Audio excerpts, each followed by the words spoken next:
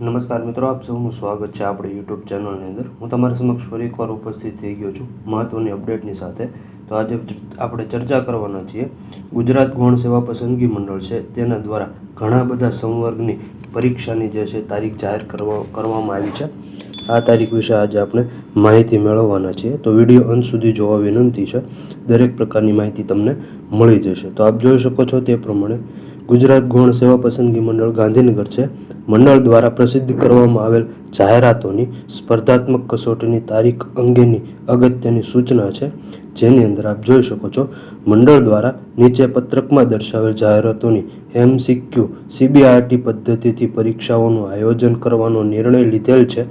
પરીક્ષા કાર્યક્રમ અને કોલ લેટર સંબંધિત સૂચનાઓ મંડળની વેબસાઇટ પર હવે પછી પ્રસિદ્ધ કરવામાં આવશે, જેની સંબંધિત ઉમેદવારોએ ખાસ નોંધ લેવાની રહેશે. આપ જોઈ શકો છો અહીં ક્રમ આપેલ છે, જાહેરાત ક્રમાંક આપેલ છે, સંવર્ગનું નામ આપેલ છે, પરીક્ષાની સંભવિત તારીખ આપેલ છે, પરીક્ષાનો સંભવિત સમય આપેલ છે. હું જે ચર્ચા કરું છું તે દરેકની જે છે એ સંવર્ગની જે પરીક્ષા છે એની સંભવિત તારીખ આપવામાં આવી છે, ફાઇનલ તારીખ આપવામાં આવી નથી. એટલે તેનામાં કોઈ પણ પ્રકારનો જે છે ફેરબદલ આવનાર સમયની અંદર થઈ શકે છે, તો એ ખાસ નોંધ લેવાની રહેશે. તો આપ જોઈ શકો છો તે પ્રમાણે અહીં સંવર્ગનું નામ, પરીક્ષાની સંભવિત તારીખ વિશે ચર્ચા કરીશ, જેની અંદર પહેલું છે ડેસ્કટોપ પબ્લિશિંગ ઓપરેટર, જેની સંભવિત તારીખ છે 23/4/2025. આસિસ્ટન્ટ બાઇન્ડર બંધાઈકાર, જેની સંભવિત તારીખ છે 23/4/2025.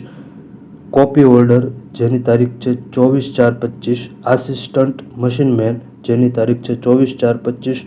જુનિયર પ્રોસેસ આસિસ્ટન્ટ, જેની તારીખ છે 25/4/25. પ્રોસેસ આસિસ્ટન્ટ, જેની તારીખ છે 25/4/25. ખેતી મદદનીશની તારીખ છે 27/4/25. આવી રીતે આ જે 7 સંવર્ગો છે તેની સંભવિત તારીખ જે છે જાહેર કરી દેવામાં આવી છે. આપ જોઈ શકો છો તે પ્રમાણે મેં દરેક સંવર્ગની સંભવિત તારીખ વિશે તમને માહિતી આપી દીધી છે. તેની સાથે પરીક્ષાનો સંભવિત સમય પણ તમે જોઈ શકો છો. તો આ રીતે આ 7 સંવર્ગની જે છે એ MCQ CBRT પદ્ધતિથી જે MCQની જે પરીક્ષા લેવાની છે, લેખિત પરીક્ષા, તેની જે છે સંભવિત તારીખ જાહેર કરી દેવામાં આવી છે, જેની મેં તમને માહિતી આપી. આ સંભવિત તારીખ રહેશે, આ કોઈ ફાઇનલ તારીખ નથી. આવનાર સમયની અંદર આની અંદર ફેરબદલ પણ થઈ શકે છે. સમયની અંદર પરીક્ષાની સંભવિત તારીખની અંદર પણ ફેરબદલ થઈ શકે છે. તો આ કોઈ પણ પ્રકારની ચોક્કસ તારીખ ગણી શકાશે નહીં. તો આવી રીતે 7 સંવર્ગોની અંદર જે સ્પર્ધાત્મક પરીક્ષા છે, જે MCQ CBRT પદ્ધતિ છે, તેની સંભવિત તારીખની મેં તમને માહિતી આપી દીધી છે.